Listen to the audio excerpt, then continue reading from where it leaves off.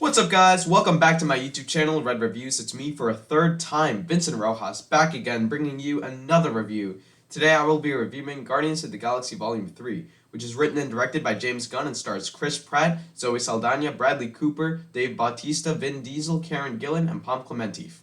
In this movie, the Guardians must team up for one last ride on a quest to save one of their own. Before I delve into the review proper, I would like to discuss for a bit the state of the MCU and how I felt about it.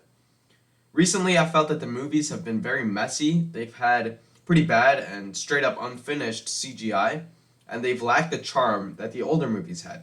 I haven't seen any of the recent TV shows, and apart from Spider-Man No Way Home, I haven't really liked or felt connected to any of the recent MCU projects. It felt like they were setting up Avengers Endgame, they did it, and now they don't know where to go. Guardians of the Galaxy Volume 3 was the last hope of the MCU for me, and I told myself that if it turned out to be bad, I'm out. I'm done caring about Marvel. Which is why I'm so happy to tell you guys that this movie is actually really good, and I highly enjoyed my time watching this movie. First of all, this movie picks up right after the Guardians of the Galaxy holiday special, with the Guardians having a base on Nowhere and Peter and Mantis having been revealed to be half-siblings. The tone for this movie isn't quite in line with the other two movies. It's a lot darker and more depressing than the previous two movies, without losing the traditional Guardians charm that people have come to love from these movies. It also delves deeper into Rocket's past, which has been teased previously to have involved some sort of experimentation on him to make him who he now is.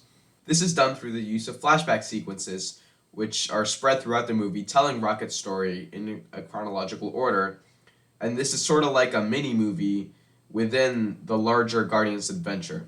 If Guardians of the Galaxy Volume 3 is anything, it's Rocket's story. It explores the character of Rocket in a way that hasn't really been done before, and it's all the better for it. His story is absolutely the heart and soul of the film, and it is the emotional core upon which the rest of the movie is built on. Now let's talk about the characters a bit, because that's one of the biggest strengths of the movie, as well as one of its biggest flaws. The core Guardians crew has a similar dynamic as before, but with a few changes. Drax is still a lovable oaf, Mantis is still naive as ever, and Nebula is still deadly. One of the bigger changes comes with Peter Quill, who starts out the movie drunk over losing Gamora. He's lost everyone around him, what with his mom, Yondu, and Gamora, and he's pretty sad throughout the film. Speaking of Gamora, she's a different version of Gamora than the one Quill loved, because this is a Gamora from the past who has no recollection of her time spent with the Guardians. This leads to a dynamic between her and Quill, in which he's trying to dig deep to find the person he loves in this new past Gamora, and she's pushing him back because she doesn't know him. As previously mentioned, Rocket is the core of this film, and it's his story that drives the movie forward. The scenes spent telling his backstory, while not long in length, deliver much more in terms of emotional gut punches than I was expecting, and it's his story that stuck with me after leaving the theater. Not all characters are handled with the same love and care, however. Firstly, the High Evolutionary started out as a very cool villain who wants to perfect the universe, but in a twisted, perverse way.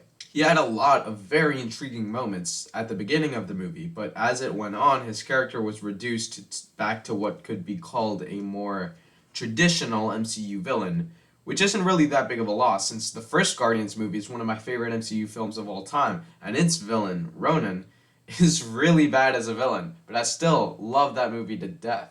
But the biggest loss comes in the form of Adam Warlock, portrayed in this film by Will Poulter. I was so excited to see Adam Warlock on the big screen. He is one of my favorite characters in any Marvel comic ever, especially his iteration in the Jim Starlin comics from the 90s like Infinity Gauntlet and Crusade. Adam was just this extremely cool character, a supreme, perfect being who was intrinsically linked to the Soul Stone, and who knew Thanos even better than Thanos knew himself.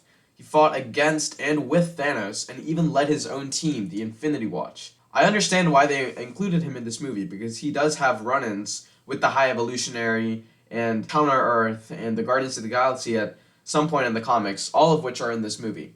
However, he was done so dirty by the script, and this is no disrespect to Will Poulter, but Adam Warlock was reduced to this underused doofus child, which I thought was just such a poor choice considering his much wiser and interesting comic counterpart.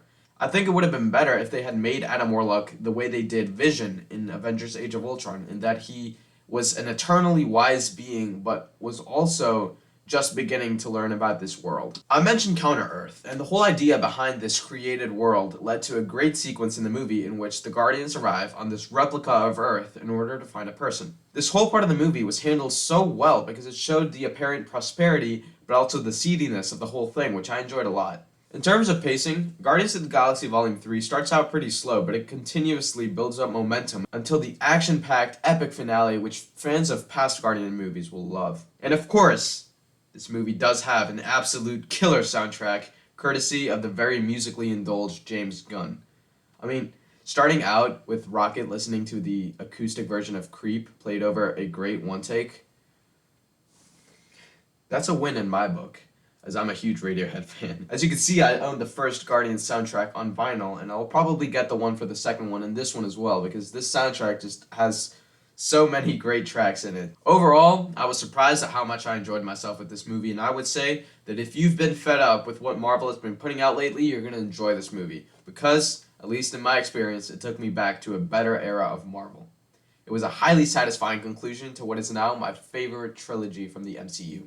Now, I'm going to get into some spoilery aspects of the movie, especially regarding the ending. So, if you haven't seen this movie, click off now, because what I'm about to discuss is best experienced without knowing about it beforehand.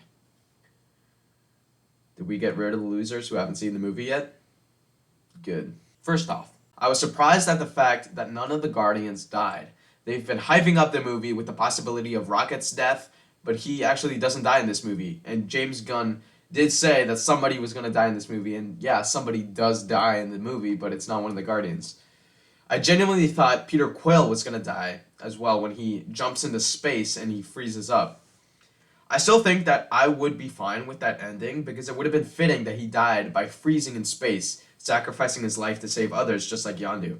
In fact, I felt a bit cheated when I was watching it in the theater when it turned out he was okay, and to me it felt like James Gunn wanted to kill him off, but he chickened out at the last moment. But after finishing the movie, I now see that it was the better choice to go the route Gunn did, with Quill returning to Earth to meet up with his grandfather before the words, "The legendary Star-Lord will return," pop up on screen. He better, and it better be Gunn directing. The scenes involving Rocket's backstory, with his childhood with Lila and Teeths and Floor, was just so cute and like pure and innocent, but also heartbreaking at the same time when Lila dies and Rocket has to flee, and it was all handled so well by James Gunn. Another scene I really like was the moment where Drax is told he was made to be a dad rather than a destroyer. That moment just sent chills down my spine because it calls back to him telling of how his wife and daughter died at the hand of Ronan. Groot possessing the ability to turn big at will was just a great idea. I need to get the ending off my chest and just discuss it because I loved it so much. The passing on of the torch as leader of the Guardians of the Galaxy from Peter Quill to Rocket before some of the members go their separate ways. Quill goes to Earth, Mantis goes on a journey of self-discovery, and Gamora goes to the Ravagers. That moment was the moment that made a little tear well up in my eye, even if it was a bit weird hearing Groot say, "I love you guys." I've been following this team since I was 6 years old, and that moment where they all salute Rocket really got to me. I mean, I like this team so much that when I was 9 years old, I got a hedgehog, right? And I named it Peter Quill. That's how much I like the Guardians of the Galaxy that I named my hedgehog Peter Quill.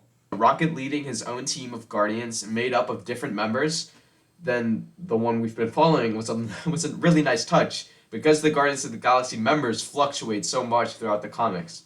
Also, the last scene of the movie where the remaining Guardians are dancing on Nowhere while The Dog Days Are Over plays was just so incredibly cathartic, and it was such an earned moment. I hope you guys understand after hearing all of this how much I really did love this movie.